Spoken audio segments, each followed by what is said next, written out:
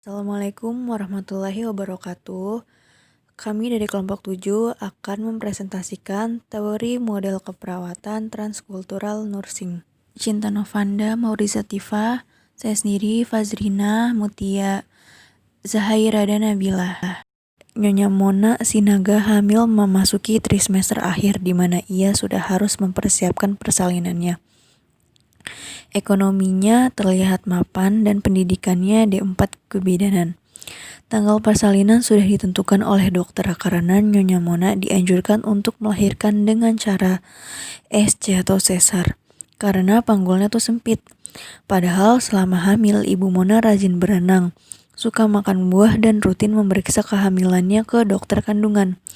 Diprediksi melalui USG anaknya perempuan, tetapi beliau ini masih pengen anaknya itu adalah laki-laki. Hal ini disebabkan karena adalah anak tunggal dan diharap sebagai ahli waris nantinya. Sebelum dianjurkan melahirkan sesar, dokter mengatakan bahwa dia harus dioperasi. Namun dia menolak karena dia tetap ingin melahirkan anaknya secara normal. Dokter pun menuruti setelah beberapa jam Ibu Mona ini mengedan kuat-kuat dan berteriak, namun akhirnya tidak berhasil juga. Akhirnya Ibu Mona mau melahirkan sesar. Akan tetapi rasa cemas dan takut terus menghantuinya. Di samping rasa takut tersebut, ada juga rasa malu karena bagian perutnya itu hitam-hitam, padahal dia ini adalah seorang bidan. Setelah operasi selesai, keluarganya datang, tetapi mereka kurang puas karena mereka tidak dapat langsung menggendong si bayi, dan perawatnya kurang memperhatikan bayinya juga. Lebih kesalnya lagi, Ibu Mona tidak bisa menyusui anaknya karena air susunya tidak bisa keluar. Untuk melakukan ASKAP, kita harus melakukan pengkajian tentang identitas pasiennya. Namanya itu Mona Sinaga, umurnya 30 tahun, jenis kelaminnya perempuan. Pekerjaannya itu adalah Badan Pelatihan Kesehatan karena dia lulusan kebidanan, dan nama suaminya itu adalah Jonathan Simanjuntak. Mereka tinggal di rumah orang tua si laki-laki ini, makanya adatnya itu masih kental. Ekonominya mapan, pendidikannya itu kebidanan, sukunya itu Batak, agamanya itu Kristen Protestan, dan melahirkannya itu Kamis 22 Maret 2009. Tempatnya di Rumah Sakit Yina Estetika. Selama hamil, Ibu Mona rajin berenang, suka makan buah, dan rutin memeriksa kandungannya. Diprediksi melalui USG anaknya perempuan, tetapi beliau ini masih pengen punya anak laki-laki. Hal ini disebabkan karena suami yang anak tunggal dan memiliki ahli waris.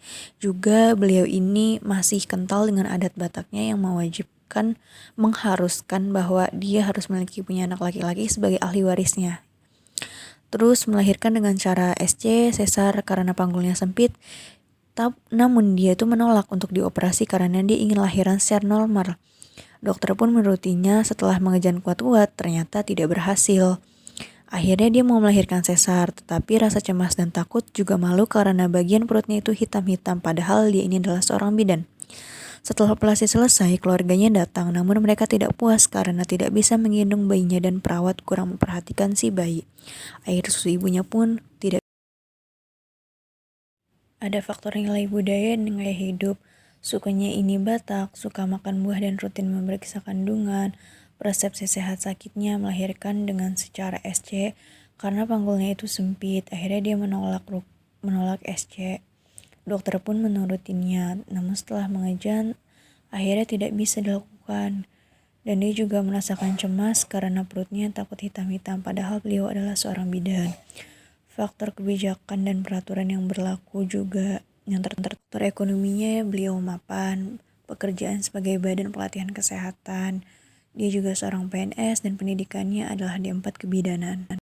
Analisa data yang pertama adalah klien mengatakan cemas jika hasil USG tidak sesuai yang diharapkan, yaitu bersangkut paut dengan adatnya dia yang mewajibkan anaknya itu adalah laki-laki. Terus yang kedua, klien mengatakan takut jika perutnya hitam-hitam. Gara-gara dia cemas dan dia takut, perencanaan aktivitas selanjutnya untuk bersalin itu tidak efektif. Dia juga menolak lahiran SC yang disarankan oleh dokter. Dan dia juga cemas karena hasilnya itu tidak keluar, sehingga diagnosanya itu adalah ketidakefektifan perencanaan aktivitas berhubungan dengan persepsi terhadap peristiwa yang tidak realistis. Analisa yang kedua, karena dia adalah seorang bidan, maka dia tuh menolak dengan lahiran secara sesar. Karena dia bidan, dia akan berpikir bahwa oh, saya ini mampu melahirkan secara normal gitu. Maka terjadilah hambatan komunikasi antara dirinya dengan dokter. Kan dia juga menolak tuh. Jadi timbullah diagnosa perawatan, hambatan komunikasi berhubungan dengan ketidaksesuaian budaya.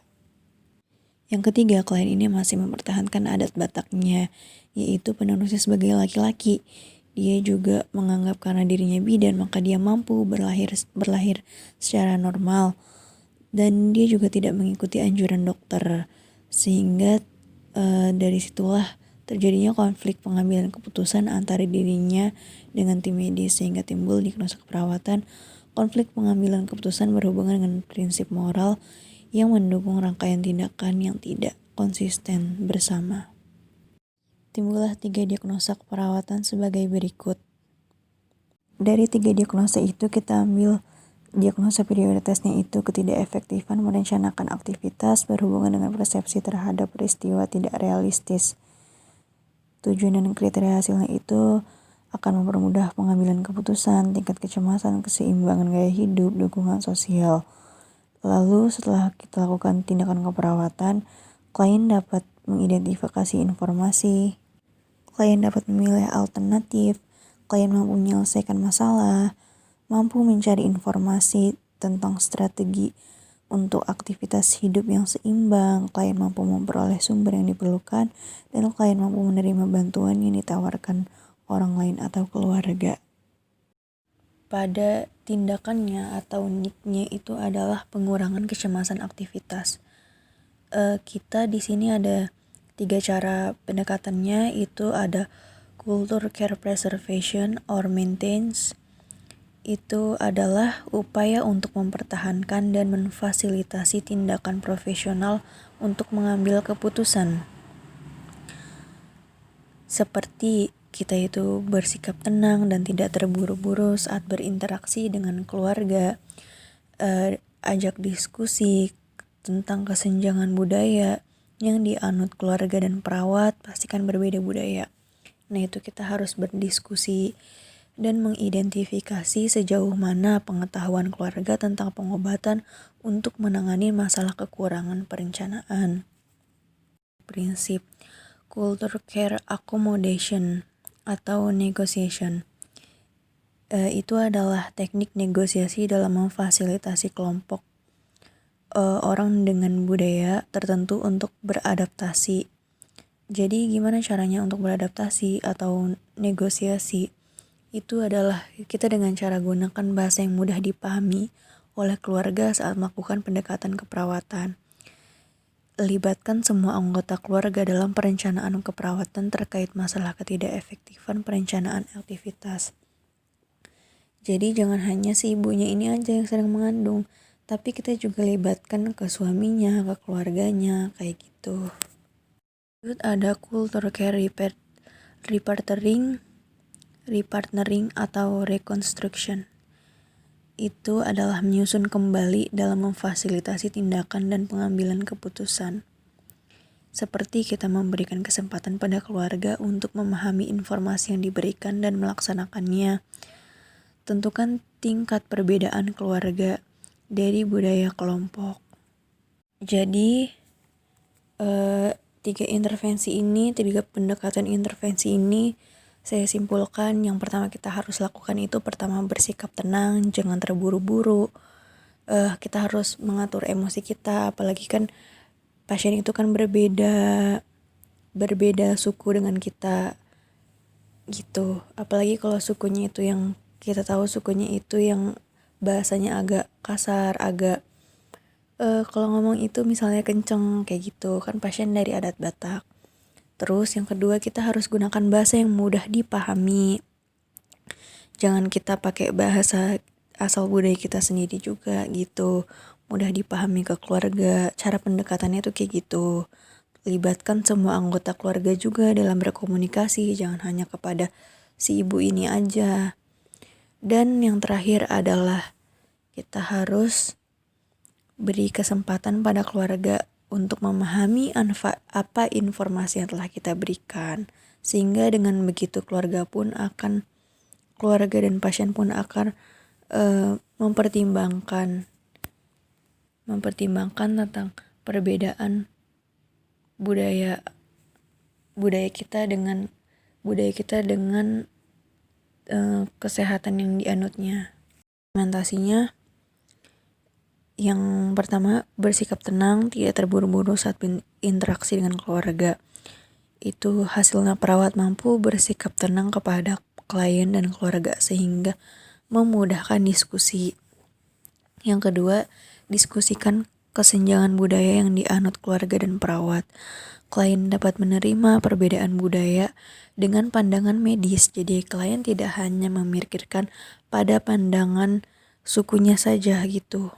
Dan yang ketiga adalah beri instruksi tertulis dengan memanfaatkan pelayanan kesehatan sesuai dengan kebutuhan keluarga. Hasilnya, klien dapat memanfaatkan layanan kesehatan sesuai kebutuhan dan keluarganya. Yang terakhir adalah evaluasi. Evaluasinya itu, subjeknya itu klien mengatakan lebih tenang dengan hasil USG-nya. Klien tidak takut lagi, perutnya hitam-hitam. Dan objektifnya itu klien menerima lahiran secara sesar, wajahnya juga tampak lebih tenang, dan akhirnya ketidakefektifan perencanaan aktivitas berhubungan dengan persepsi terhadap peristiwa tidak realistis teratasi dan intervensi dapat dihentikan. Sekian pemaparan presentasi dari kelompok kami, kurang lebihnya mohon maaf. Wassalamualaikum warahmatullahi wabarakatuh.